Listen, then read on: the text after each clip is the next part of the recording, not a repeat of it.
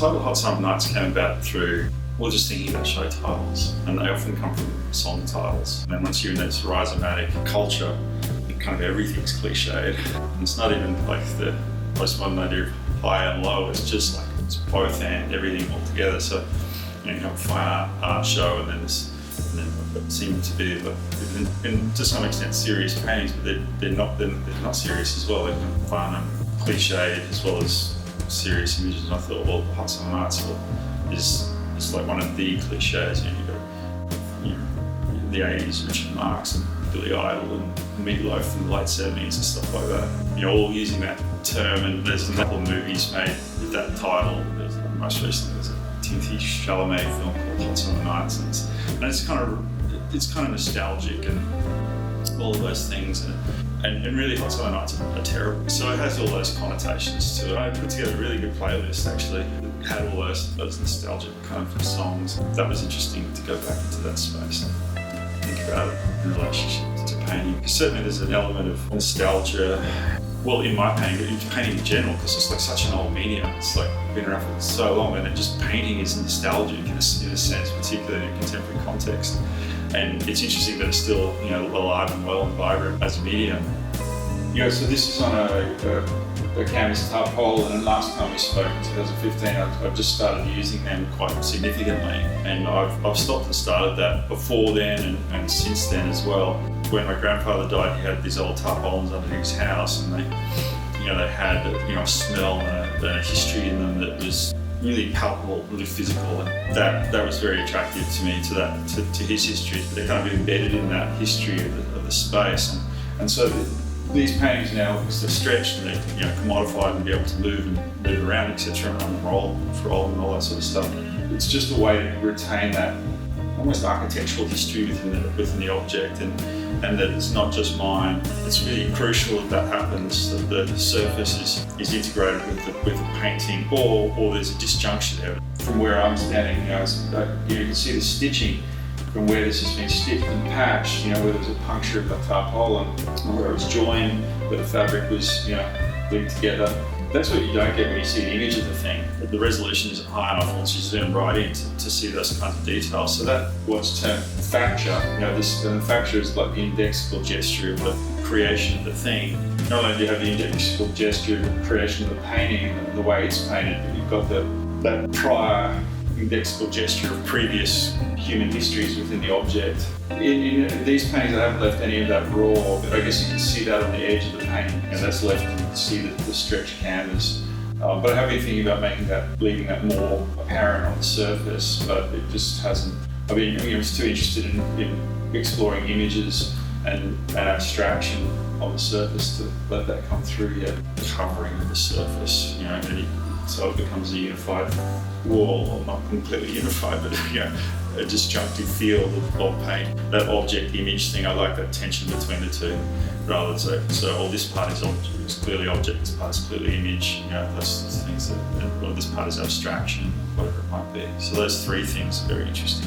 Where all that leads is, in the research I've been doing to the idea of the image screen, I've come to terms with the fact that paintings are screens. So this painting is the wall behind it, so it screens the wall behind it, you can't see that anymore. But it presents information, it's a barrier, but it's also this idea of a window, a projection to space. But it doesn't have any space, so there's all these paradoxes in the image screen, but I've been interested then in terms of, towards the end of that cycle of research, in terms of how you can conceptualise yourself as having an image screen in your mind. I can, whilst looking at the camera and not seeing this painting, I can conjure up an image of that painting in my mind, and it's almost overlaid in terms of in front between me and you or the camera. And this is almost a manifestation of that acts in a more permanent way, because the images in the mind are fleeting and they move and they shift and they're durational and all of those sorts of things, and they're quite indistinct. Interestingly enough, this sort of taps into the idea of aphantasia. It's been documented, since the 1800s, but only recently in the 21st century has been paid scientific attention to. Some people don't have a mind's eye in that sense. They can't recall visual images.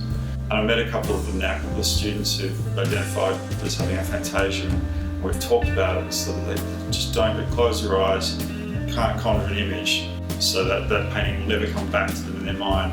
What they can conjure up is words and descriptions, dimensions, so they can remember a list of things, but it's a different type of memory. There's no image in the mind. And then there's other people who are hyperphantasia. It seems to be quite rare, but it's and quite amazing. Some people have like that idea of a photographic memory and literally can recall and bring up the image in exact detail of something they've seen previously. So that is an interesting shift from the physicality of these to something that's then psychological processes. But I think there is a dialogue between those. I was talking to some students yesterday about different frameworks in practice, and as an example, I walked them through this painting actually and talked about it in frameworks. And the first one's like a personal framework, or like, why me? I've always been interested in image making, drawn, and I didn't stop drawing, and most people stop drawing at some point in time, so that makes you somewhat aberrant, and then if you're good at it, then when you go to further study, by the end of high school, university, you get this idea, well, drawing is a diagram for a painting historically. They don't exist as their own functional form historically. I mean, they do now, but, and perhaps always did, but they weren't recognised. They were sort of as this is always a sketch or a diagram for something to come. And then so my interest shifted because of that cultural framework into painting. And once I was there, then all of those things I've been talking about, the facture of the painting, the fact that it conjures up an image that's perhaps in your head and makes it manifestly real, and then why this painting, that's an interesting question. I've only recently come to kind of understand why. Throughout this whole body of work, I've been using the sunflower motif, and this painting is actually called Lately, but I did the diagram for it in 2016, shortly after we did our last interview, and it's now 6 years later, and it's only recently found its way into it's the last thing I've painted so far. I've got stuff on the go, but so why this? Then it's because of that history of why me, and then but why this particular painting? So it's got all these layers in it that then goes into the structural framework we've been talking about of a painting. So how does it come about? What's it made out of? All those kinds of questions. And so the tarpole, and then has this spray paint or an enamel layer.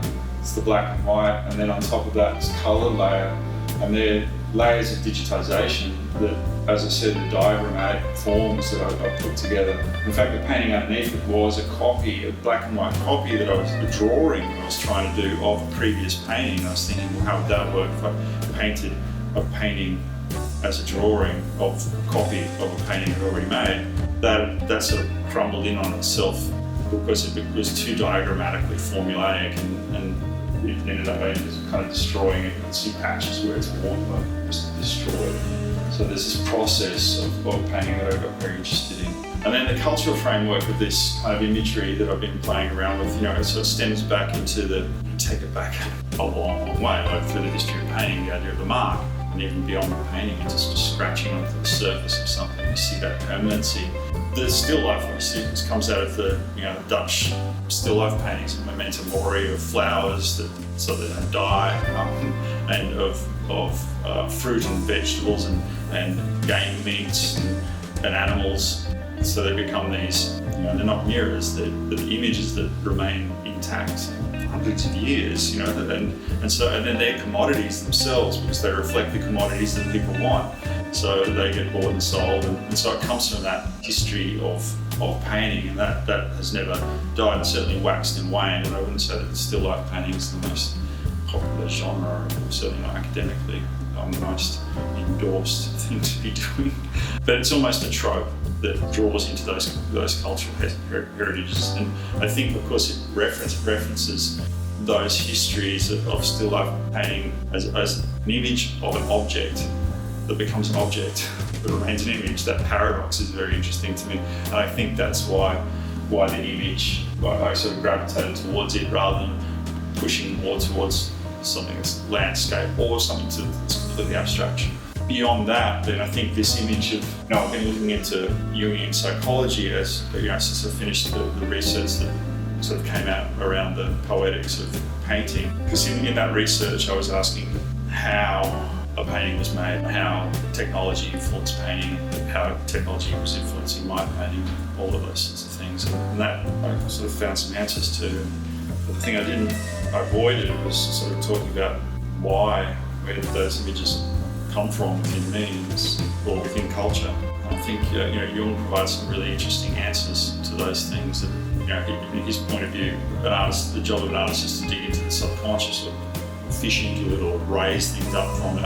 I hadn't really thought of that before, although interestingly enough, in the notes from the last time we talked, then that was there present in my mind, but obviously just on the edge of consciousness, or conscious but not, that I hadn't given it a lot of attention. So, but now that's true. I'm drawing it right up into a conscious frame of reference, and so this image of the sunflower, I think, is an image of the self.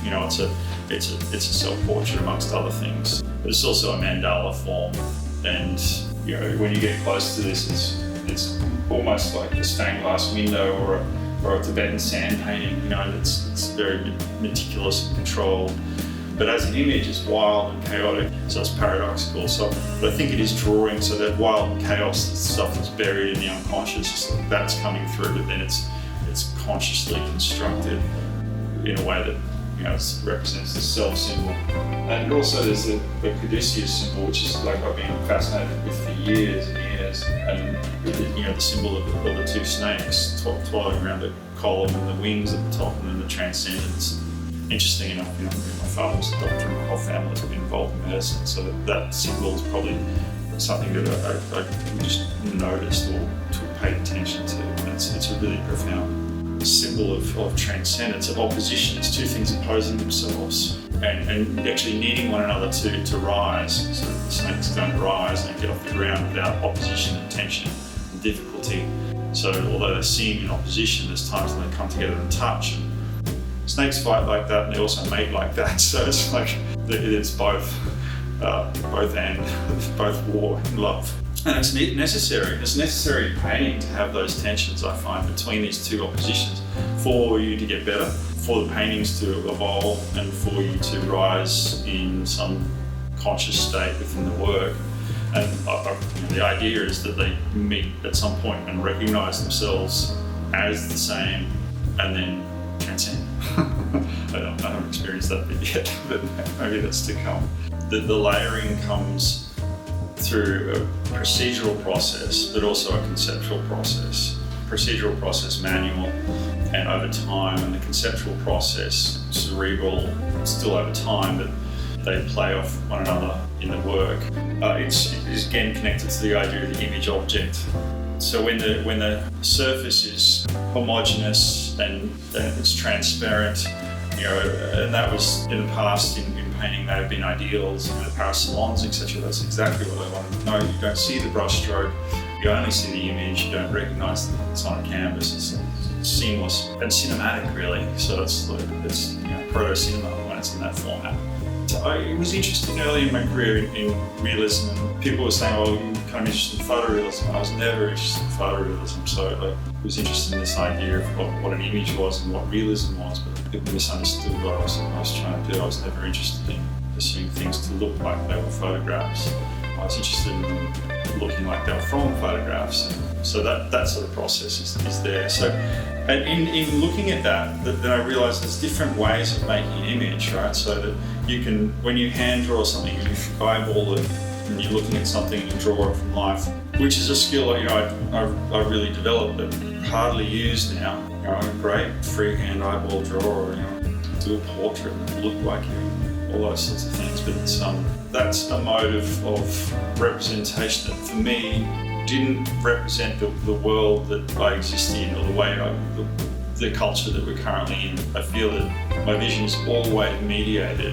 So, when I'm looking at that camera, it's not just that camera I see, it's all cameras. All those types of things are actually in the image screen of my mind when I see the camera. And that seems to be much more real than then painting or drawing an image of a camera, because now cameras do that themselves. So you've got this tool to reflect that. So what are we doing in that space? So I was interested in those different layers of representation, different ways of looking at the world, and it seemed to be that it was important that was evident.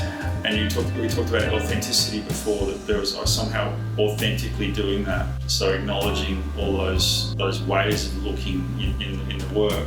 So there is this image, in this image there's this thing that's drawn from life. Like I actually did draw that image from life. In 2016, it subsequently, I've manipulated it digitally and used it over and over again in different formats, and it's never quite the same. It's always slightly different. But then underneath that, there's it was an attempt to do a drawing of a previous version of a painting like this. But the drawing was too, again, academic. It was like, okay, well, I'm copying that thing. What am I doing in that process?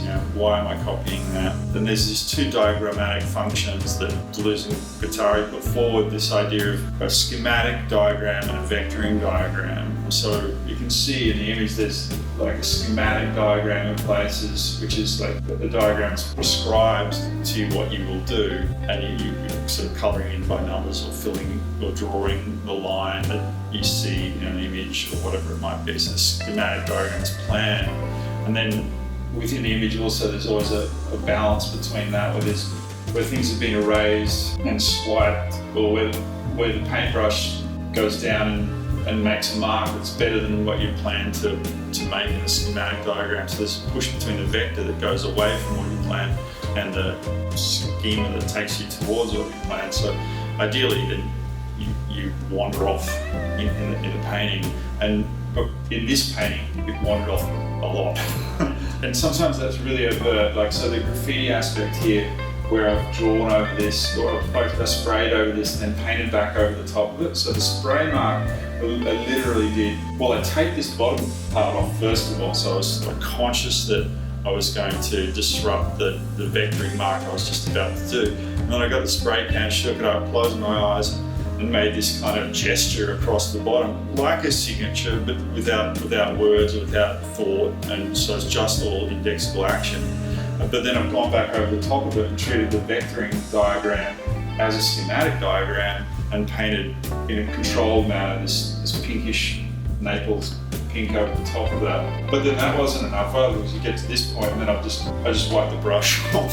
So that's then goes back into a vectoring mark.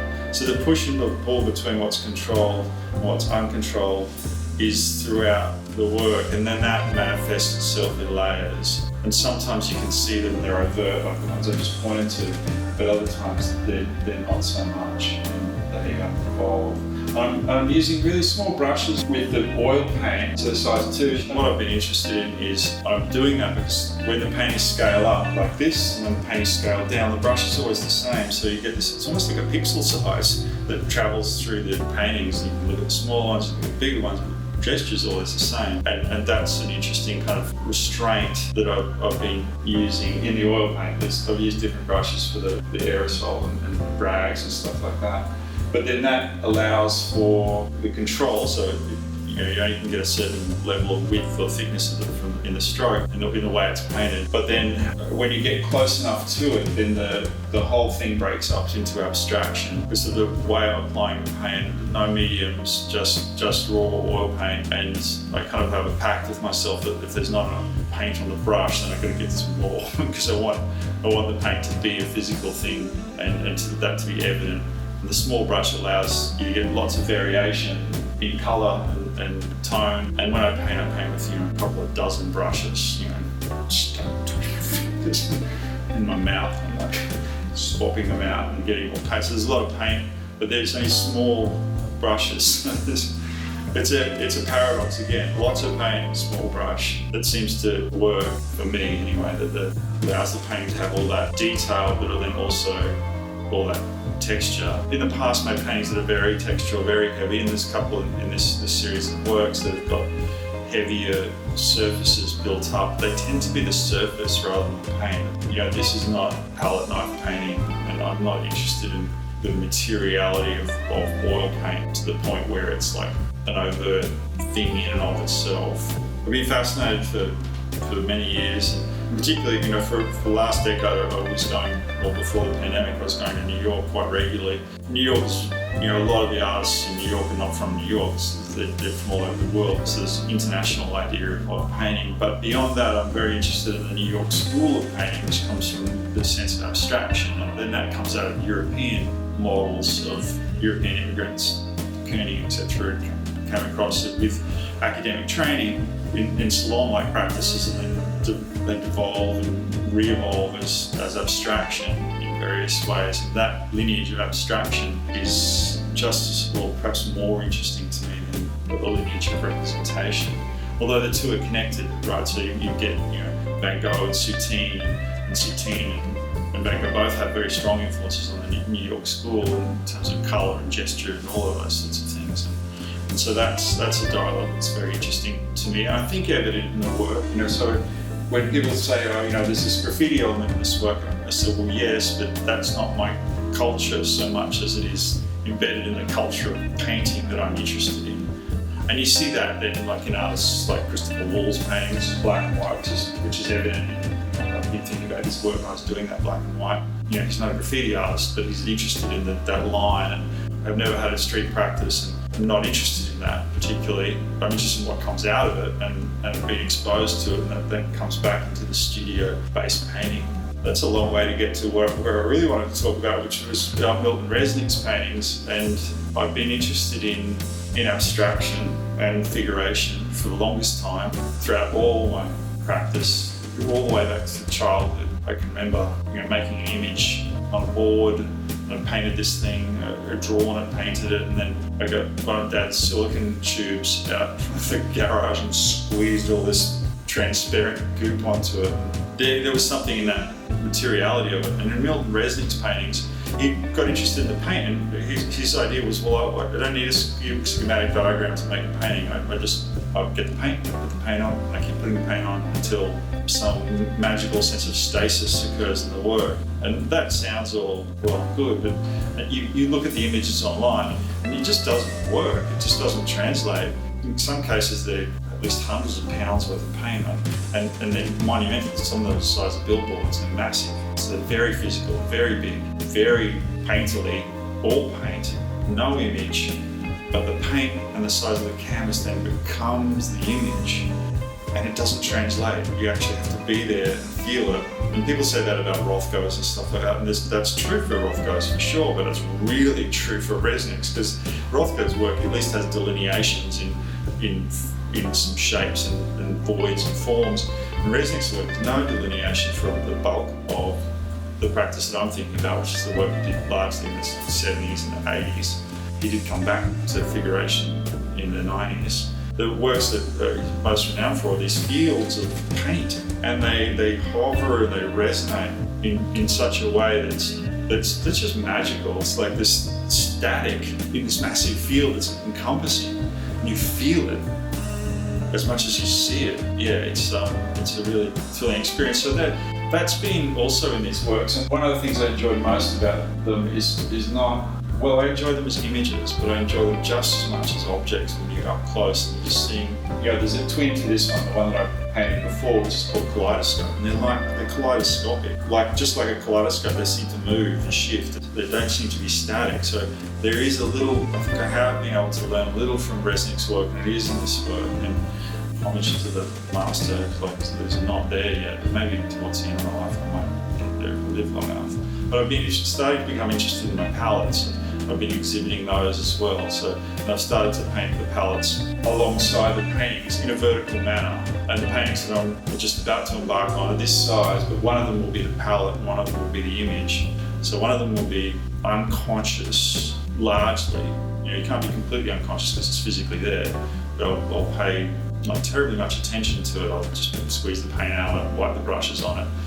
And because they take so long, they have so many layers to them, then the idea is, well, the surface that I'm using as the palette will become a painting alongside it, and there'll be this twin, the thing that's conscious and the thing that's unconscious.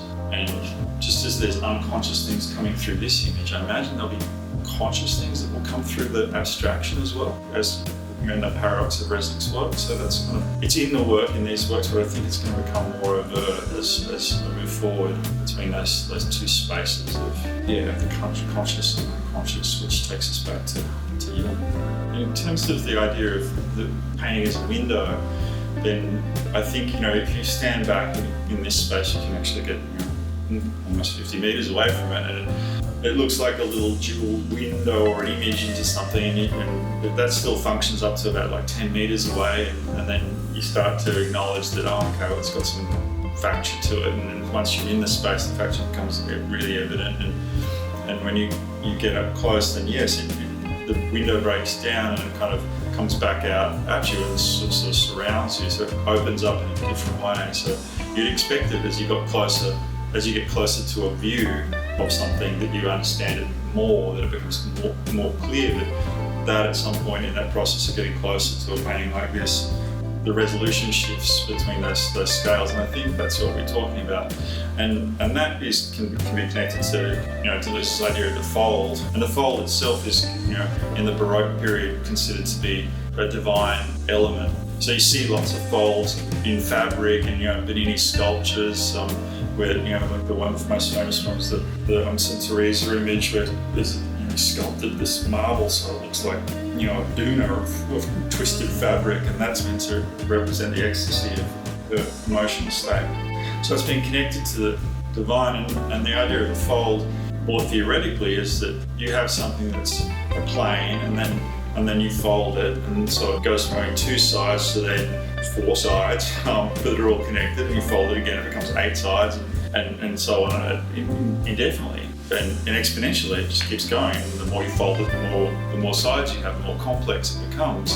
And you can think of like us as human beings, we're incredibly folded things, generation after generation, from species to species, folded and folded and folded and folded, and interacting with the environment, back and forth, exchange. So we're incredibly folded, complex, super complex, high, very replete entities. We're very complex. So complex that we couldn't know ourselves properly. Yeah, so I'm using the metaphor of a fold as a piece of paper, but obviously not. It's completely different to that. It's multi-dimensional and not planolinear, but organic.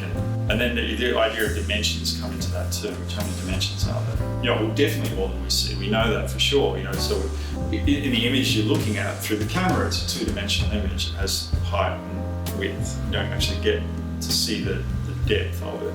The height, width, depth, 3 dimensions, and there's still speculation around the 4th dimension of time. Certainly this video appears for all sets of purposes to be durational and through time, where this image actually is always there. And that's the wonderful thing about the painting, is that you continue to fold and change as a person, and you come back, but the painting is still the same, at the same level of fold that it was. So the fold aspect of it, which is what we're getting to, and when we're talking about coming close to the painting and it changing or opening up to metaphysics, folds both fold in on themselves, but then they fold out into the world as well. So you have this sense when you're looking at the image, it's kind of folding in on itself. I'm getting it. It's making sense. I can see there's an image of a flower here, and yes. And then it also breaks that apart at some point and expands out. Well, this isn't a paint. This isn't a flower. It's like goopy and textural and glossy, and it defies that. So it doesn't pretend to be transparent. It can look that way. They take a photograph of it, so it's like, this is just a window to that thing, it's an image of that thing, we don't have to pay attention to it. But when we talk about the idea of metaphysics in painting, and it's both, it's the physical, the two snakes, it's the physical and the metaphysical. So aesthetics are interesting in relationship to the idea of what looks good or what appeals, and that seems to be a balance of order and chaos. It's like you can make images that are driven by need, by psychological need, or a wish to diagrammatically express something. What is art? Of course it's aesthetics, and what is aesthetic and is not art? It's an interesting and somewhat arbitrary dialogue. Aesthetics for me have sat in a space of not just letting go or finding something beyond the self, but aesthetics are an expression of self. Like, it's an expression, I think. That's where it's deliberate. It may not be conscious, maybe conscious or unconscious, probably a bit of both. It hovers on the edge of those things and deliberately doing something. And I guess that's what I was talking about with the diagrammatic drawing of a builder or something like that. So it may be aesthetic, but it's not deliberately aesthetic. It doesn't have that intention of to be beautiful or to be whatever it considers to be aesthetic or pleasing. Its function is not that. And when it comes down to purpose and art, that's the interesting space. And it's a question I can't answer, like, who is this thing for? after 20 years of practice, or close to 30 years now of practice, I still don't know who they're for, and neither do I think does anyone else. So they don't have, even though they're really appealing and potentially commercialised images, that's not their purpose. And through doing the research that I've done, I now understand that the images are a form of philosophy. They ask questions. That's their purpose. And sometimes I get some answers from them. That philosophical dialogue, and I don't think with the philosophical intention as primary, then that you get commercial outcomes. They're not connected, commerce and philosophy. When you ask, well, who is this thing for? So who am I making these aesthetic objects for? Well, I think the answer has to be myself. I graduated and started exhibiting professionally in like 94, right on the cusp of digitisation coming into play. Certainly everything, at that time it was 35mm slide film, whenever you did slides of your work, and when you enter prizes or you'd send things away for potential opportunities, all those types of things, it would be 35mm slide that people could look at as a token for what the work actually was. I was aware that the work gets seen and judged in reproduction. Again, we talked about authenticity to some extent, that to be an authentic experience to some degree of the artwork for it to function. And in Australia, at that time, you saw images through reproduction, through print reproduction, and the internet's function hadn't kicked off really. So you saw images of other people's work either by going to that work or you saw it in print reproduction in magazines and books. So I've been interested and aware, and certainly once digital imaging became widespread, that just capitulated everything that I've been thinking about in terms of digital imaging and image making itself. So image making then became rhizomatic. So images have become disposable in that format, but also meaningful, that they're exchanged in a way that's very meaningful, but flip, quick, disposable in that sense. But they're not disposable in the fact that they remain there, so you can always go back to them. But their efficacy is short-lived. So I've been interested and aware of the fact that more people will see this painting as a digital image than they will as a physical object. That's just done, and exponentially more likely. So that became part of my practice. It's the idea of looking at the image not only as a physical object, but as an image. That reciprocity between those, or that dialogic between the digital and the analog, has become a big part of what I do, and really where I spend a long time in my research looking at Walter Benjamin's sense of aura, which is he sort of defines through the uniqueness of the object and the place that the object is in. So here, this only exists as a physical object in one place at one time, and we're in it, not here with it. When you're viewing it on a screen, you're seeing it not where it was and not when it was. It's like that'll be a different time and a different space. So there's a disconnect between those things. And the idea, that somewhat romantic idea, is that we're still coming to terms with, can you have an authentic experience of something without being within its physical context? It certainly seems you can have an experience and valid experiences that way. What is authentic, what is real, all those sorts of things are really playing out in our culture now. So, and David Josselet's book, are opposed to Walter Benjamin's discussion.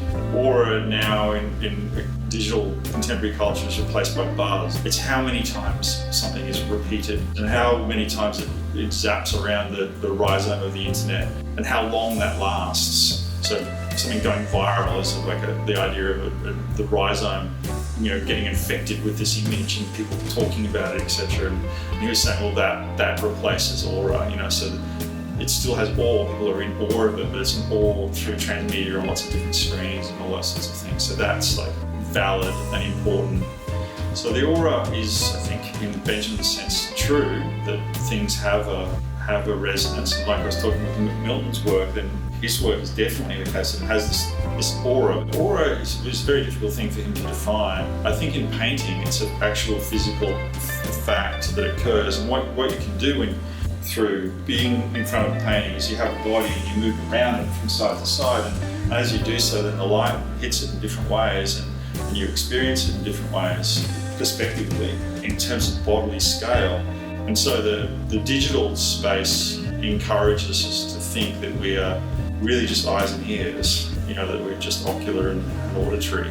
and devalues those other things. And actually you see that in VR, the lag in duration between what they're doing in that space virtually and what they're seeing in that space virtually. That's very subtle. You've got to get that absolutely right, otherwise people get ill from it. So that's an indication that actually we are really attuned to our bodies, not just visually. So we exist, but we don't pay attention to that. It's much more subtle. But those subtleties are subtlety. You might think of as, some people say, well, it's subtle, so it's not important.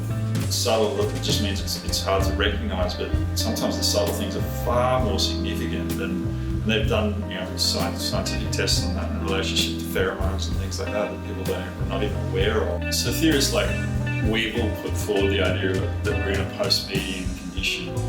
And that was something that I had to come to terms with as a painter. We're in a post-medium condition. Why would you define yourself via a medium? It's like, it doesn't make any sense.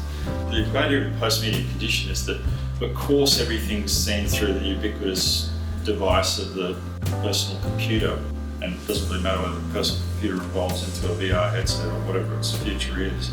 Then all mediums converge digitally.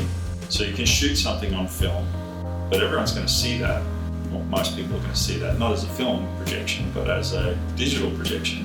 So therefore it's post-media. The media doesn't matter because it gets funneled into this ubiquitous device, or devices that we see things through. And I don't think that will change. But one of the interesting things about digital media is what digital media actually does is it doesn't destroy or absorb other mediums. It replicates them.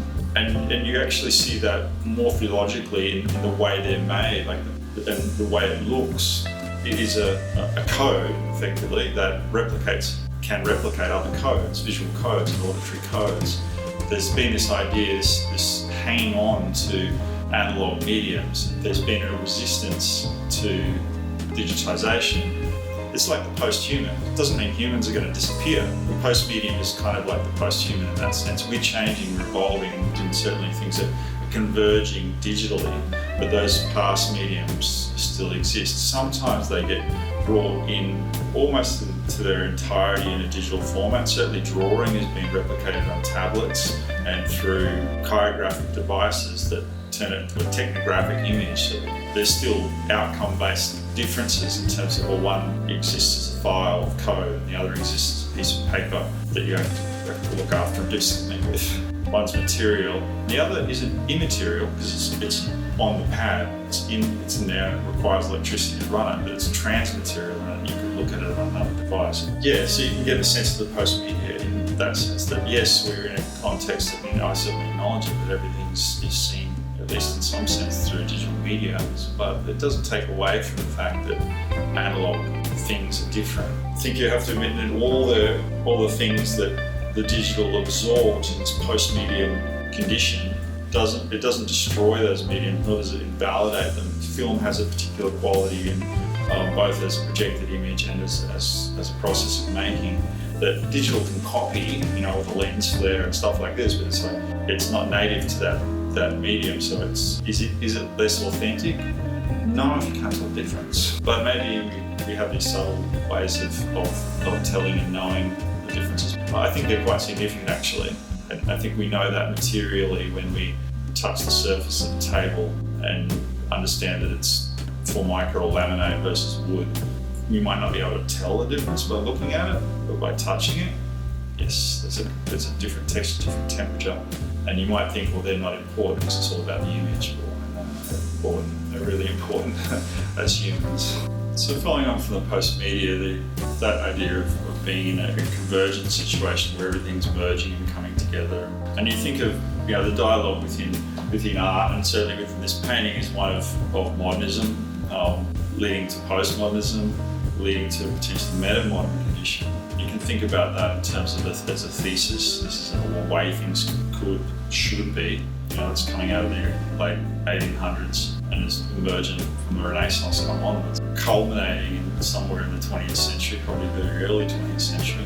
The idea of sparks and fire is probably the hottest at the front end of the 20th century, and then certainly by the time I'm born in the 70s, you get a shift in the culture talked about that modern push as being masculine, or we get a revision of that with the idea of talking about gender, the feminist movement, the gay rights movement, and these questions of, well, the thesis is being questioned. And alongside that, then you get all these questions about what art is. So does a sculpture need to be made out of marble? And does a painting need to be an oil painting that's rectangular on a wall? This has those legacies of modernism about what painting is or should be. And then it also starts to question the reductive aspect of modernism, this idea of condensing and reducing things down to an end point, to an end game, if you will. And postmodernism opens that up, breaks that up. So the thesis is challenged with an antithesis. It's opposite, and all the things that it isn't, all the things that it denies. And so you get the acknowledgement of indigenous cultures and all the things that fall to the edges of the minorities or are devalued by a thesis gets reviewed in the postmodern antithesis. And the interesting thing about that is that when the thesis is presented, the antithesis is in it. Like it's like the yin yang. The white dot is always in the black is in the white. You can't separate them, but people try to see the world in one way. And then when they zoom out and you look at the yin yang symbol, it's like, okay, they're equal at all times. So the idea that the thesis is dominant, well, it's just the perception of that idea of one being dominant and a devaluing of other things, but it doesn't mean they're not there. And interestingly enough, you can look at an artist like Macabre's work, who's also very interested in layering, who explores abstraction and representation and kitsch and modern and just oscillates between these things. And he's doing that in that hothouse moment in the early 20th century, whilst modernism is in full swing. He's like, I'm going left, where you guys are going straight ahead, I'm out. It seems to be a deliberate oscillation between these things. That's in modernism and present there. And you can also look at other variations of postmodernism which are in modernism. And I can remember having those dialogues with my lecturers to the point where they denied postmodernism. They said, well, postmodernism doesn't exist, it never did, it's only modernism. And I thought at the time, that doesn't sound right. But postmodernism is a continuation, a refuting, a questioning, but a continuation of modernism. It doesn't change its core values. Its core values of progress and the new and abstraction are inherent in postmodernism as they are in modernism. It questions gender, it questions environment, it doesn't provide any solutions to it. And that's the kind of culture I grew up in. I grew up firmly in what I consider to be a postmodern culture. I'm a product of postmodernism. As a Gen Xer, I think they're just not blanket terms. There was a thing, a zeitgeist that I lived through and was part of that was different to the zeitgeist of my parents' generation. I have different views, and we're seeing the generations coming through now and again have a different set of values. And I saw that firsthand as I was teaching people who were coming through that generation, and I noticed that at some point, most people sort of pin it around the 2000s. For me, it was probably a bit later, early mid-2000s, certainly by 2010, you have a fundamental shift in the culture where something else has changed. So it's no longer a postmodern culture. So people say that postmodernism never happened, or postmodernism was over in the early 90s, or postmodernism continued indefinitely, was over by the 2000s. It doesn't really matter, but the thing is that it happened. There was a shift in culture that was antithetical to the modern culture, but in opposition, but not complete opposition, because it needed it to support itself. It needed that thing to exist, and in that sense, it is a continuation of. The thing that changed. So you can think of postmodern culture, and when I talk to students about postmodern culture, they find it foreign, and they find it extremely negative. Which, if you think of it in terms of an antithesis, postmodernism is negative, but it's also really positive. It's the thing that allows disabled people to ride buses and stuff like that. It's like has huge positive outcomes, but it's perceived to be negative because it's an antithesis. It picks holes or problems in modernism. As a child of postmodernism, then I can remember grew up not believing in anything particularly strongly. The people I was teaching seeing this shift in thought from what is essentially a negative or absent of value culture, and avoiding strong belief in things really, because previous generations had core values and thought that they were really important. You see them dispose of them or change them, or that last, things shift. It's the nature of culture and the nature of life. That things move, and to say that they should move in one direction, they should end up here, goes back to that diagrammatic sense of okay, this is the way the world should be. Whenever you do that, whenever you impose a diagram and say that's the way it has to happen, it grates against everything. So there's a shift somewhere in the 2000s, I think. But I think it's connected to digital media. I think it's connected to the idea of being a consumer, someone who looks at images, in this case someone who just receives images, to someone who then makes them and pushes them out again. And so I was always interested in that. So I was looking not just one of the things you could do, and always can do, is you can make a painting. Maybe that's a privileged position in and of itself to be able to make a painting. But you can get a stick and scrape it in the mud, and you can make an image. We always have been able to do that. Whether it's valued or not is a completely different thing. But you can make that stuff, and that's why I think I'm interested in visual arts, and why the students I've had at art, that even in the digital age, they don't have to follow that mainstream of culture. So when we talk about a post-media condition where everything's narrowing and closing in a digital space, yes, but that culture will change and shift. Well, I saw that and experienced that, and I can remember I was writing curriculum at the time, and I was using the term postmodernism, and I was certainly really aware of the term postmodernism in the work. And you can look at this work and say, well, look, it's postmodern. It has elements of modernism, but then it mashes that up with graffiti and illustration, and that mashup, that combination, that fold of things is postmodern. But postmodernism had this idea of pastiche or critique within it. Okay, well, you take an image that makes sense, and then you fold it, and then it doesn't make the same sense. And then you fold it again, and it makes parody of the thing that it was. So postmodernism is connected to that idea of critique all the time. And theorists and cultural gatekeepers throughout the world, held on to that for a long time, and many still do. That the role of art is to be some sort of critique of a dominant culture, and if it doesn't do that, it doesn't ask serious questions that critique and change the culture or undermine the culture, then it's not art.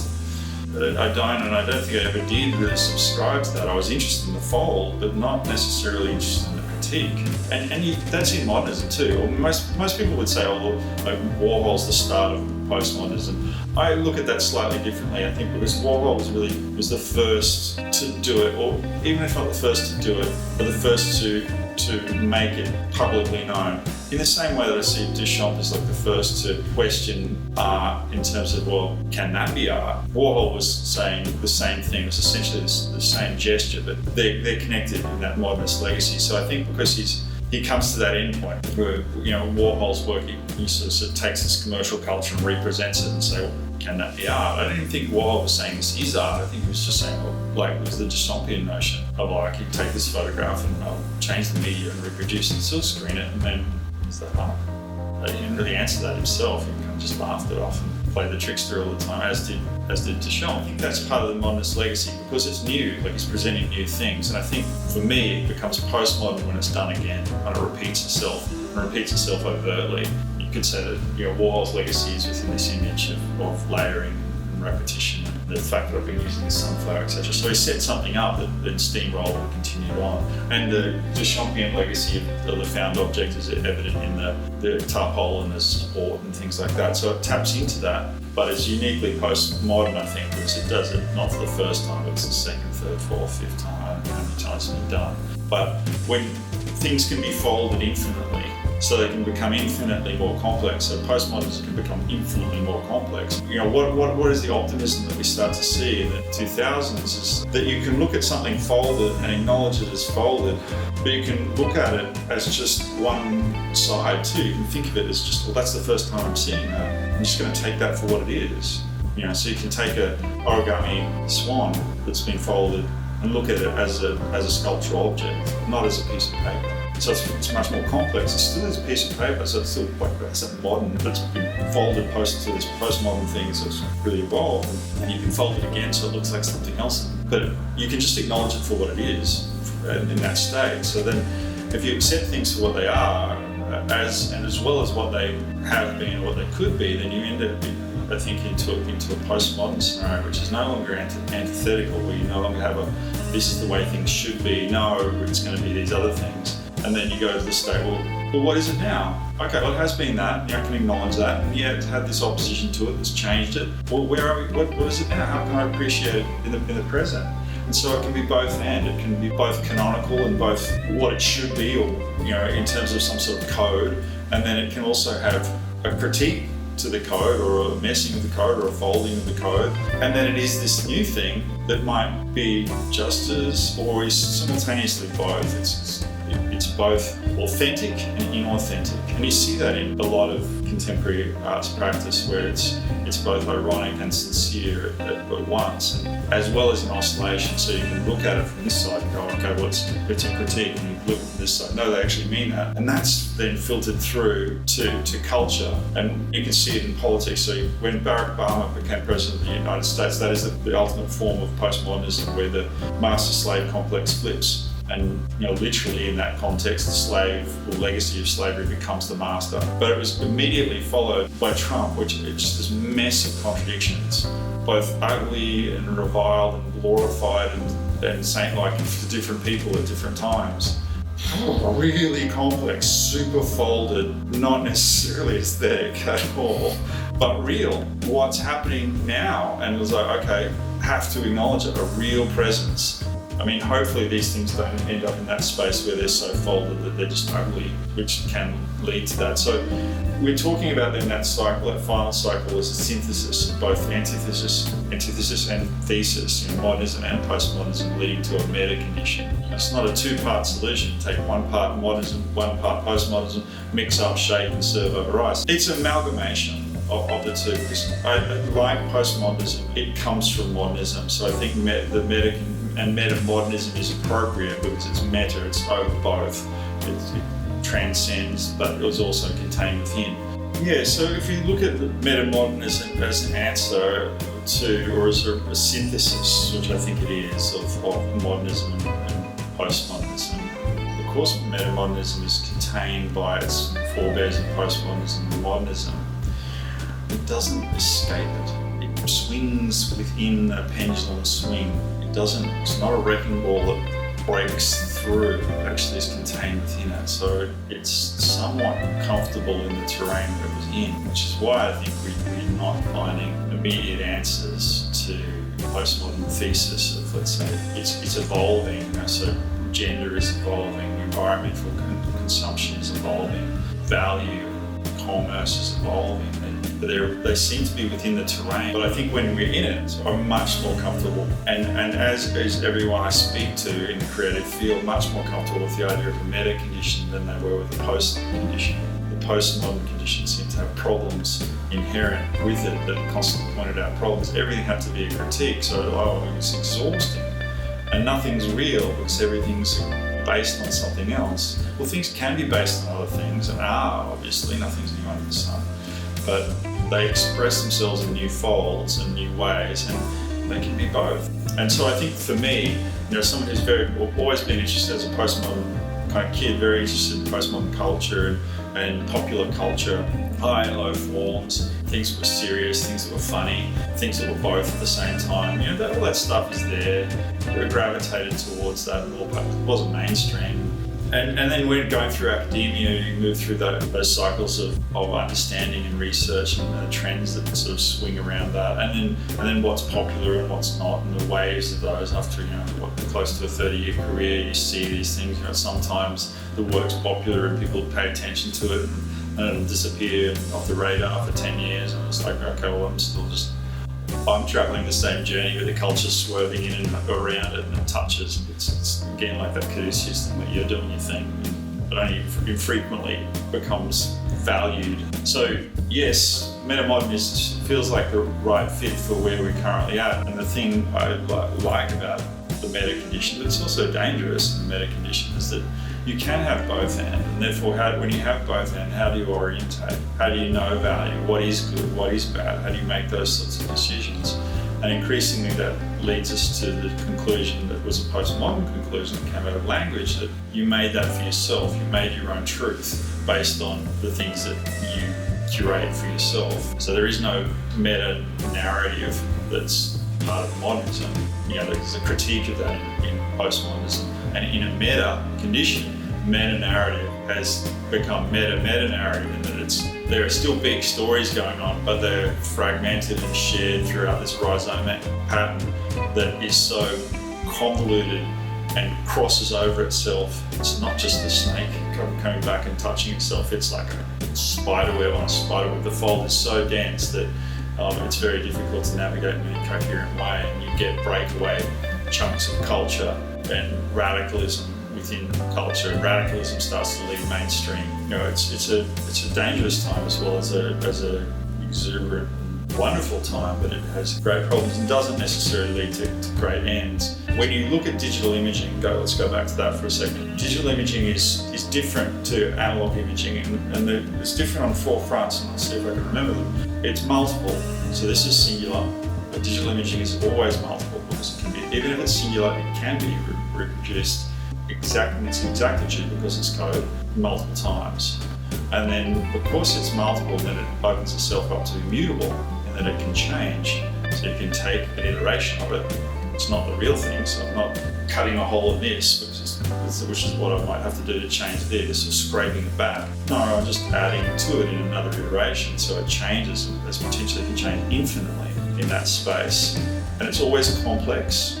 A digital image is always complex, but not replete. And the difference between those is data is extremely complex. That you can have virtual spaces, trillions of polygons of information to construct a virtual world. Like, it's very, very complex, extremely complex, beyond our consideration, to the point where it becomes sublime, beyond our sense of self.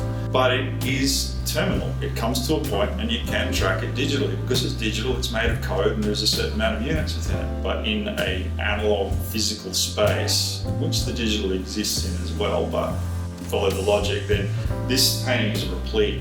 Of course, it is actually made of atoms rather than pixels. In the way that you view it, it is infinitely, or certainly to our sense of self, there's no way to find its endpoint. Even though it is contained and finished and done, it is replete. So it's different to a digital image in that sense. It can just go on forever, and you can look at it forever. Maybe you don't. I think you have practice, and then you have theory. And my understanding after going through the PhD is what I've learned is they're always connected, but often we're unconscious of, or not aware, ignorant even, of the theories that do exist within culture around those things, or theories that actually sit within us. We have about things that sit hovering between consciousness around things, or assumptions we take. So all those things are theories. So when someone says, like, I'm a painter, or I want to make a painting, there's a whole heap of theory that comes in that practice. A whole heap of theoretical ideas around the ontology of what a painting is, and the epistemology of how you know about painting. So you automatically have theories about practice or whilst practicing. So they are always there. So you have to have some sort of theory about that practice. So theory and practice, what I've come to understand, is they're embedded. But then theory is not always what we think of as in terms of academia. It's not always, that's the overemphasis, where theories are seen as incredibly complex or esoteric and require an enormous amount of knowledge or processes to get to them. That's not to say that some theories aren't, and that there's not great value in them. I think if you take the research that I did and I looked into Deleuze particularly, and I can remember being touching base with those theorists when I did my honours, and that was well over 20 years ago. And I got it, but I didn't really get it. When you go down, you sit down and try to read 1,000 Plateaus. It's called 1,000 Plateaus because it's like, it has 1,000 levels to it, and it's all over the shop, and it references things as dense. It's really folded, and it's about folds. It's folded, it's about folds. So, oh my God, what are we going to do with that? But when you have, in my case, when I came to that, and I came to, right at the end of my PhD, and I came to that through practice, I knew what I wanted to know. And when I opened that text at particular places, the code of that text, the density of that text fell away, and the theory became transparent and absolutely applicable to where I was then and there. And I remember talking to my supervisors, and I said, I'm going to go look at Deleuze. Oh, don't look at that. Don't look at theory like that. There's people out there who spend their whole life looking at that, and they know it. And when it comes to examination time in your PhD, they'll pick it apart. If there's anything wrong with it, they'll pick it apart. And I just went, no, you can do it. I went, all right, be warned. But it turned out that because of the practice and because of the thinking I'd done in practice for many, many years, when I picked up that key, it was the right key for the lock, and there was an intuitive process within that. So there's a balance and there's an acceptance, and you need to, and there's a need. You have to have the need for theory and the need to question. When the need's there, then the theory kind of becomes apparent. The theory not only that you've been using, but the theoretical answers to solve new problems in practice. And that's what I know. So after doing a PhD, yes, I think I have come to a maturation both in the practice and the theory, but not so much a resolution to them, but as an opening and an understanding that they're both and mutually inclusive rather than exclusive, and folded into one another always, not just folded when you want it to be more complex. The theory is a tool to understand practice, and just as practice can change, so can the theory. And it's proved in practice that they're constantly shifting, constantly pushing against one another. Well, not against, because that's an opposition. They're in dialogue. It's dialogical. And the dialogical aspect is in the meta-modern, and it's in the theory practice. What was potentially seen as a dichotomy in the past, it's dialogical. And I think these paintings that are dialogical in terms of all of those opposites or things that I found tension with. The tension's still there, but I understand that they're in dialogue with one another. They're crossing over one another, they touch base, and they harmonise at points in time, and then they go into an antagonistic phase. But they need to do that to grow, to push forward. And growth itself is a kind of modern idea that you get better. I would say that I've been as good as I am now as a painter for 20 years. In practice, the only thing I'm getting better at is the things that I can't talk about, and the things that I can would be where the theory integrates into practice, so that allows you something to talk about. I mean, you can talk about the things you can't talk about, but it's like really hard. Yeah, so the theory and the practice are linked, and they're always there. And I've never denied that, but I've certainly been heavily swayed and spent long periods of time in practice without giving theoretical concern. It's been very subtle. And then the PhD has made that, okay, no, they are on equal terms. If you want to scaffold, build, and grow, you can't get beyond the one story without framework to get there. And we're always standing on the shoulders of giants and the theorists. Again, to come back to Jung, I always knew Jung was there superficially, just like I always knew Deleuze was there. They've been popular and unpopular at various points in time. But you go back and look at the work, and particularly I'm enamored with Jung at the moment, and there's real problems with Jung, from a postmodern perspective in terms of culture and gender and all those sorts of things inherent in what he says. But he's like a genius. He's linked up so much information, made so much that makes sense. As long as he's a human and he's living in a culture and he's biased and he's flawed and all those sorts of things, just as Deleuze is. But the links that they made between things are they're a lifetime's achievement, and you're allowed access to them. It's such a privilege to see that theory laid out. You can process it in a couple of years, where they took 50, 80 years or whatever to put it all together. It's okay, well, yeah, it's hard, but you don't pick up those books because you want to. You pick them up because you have to.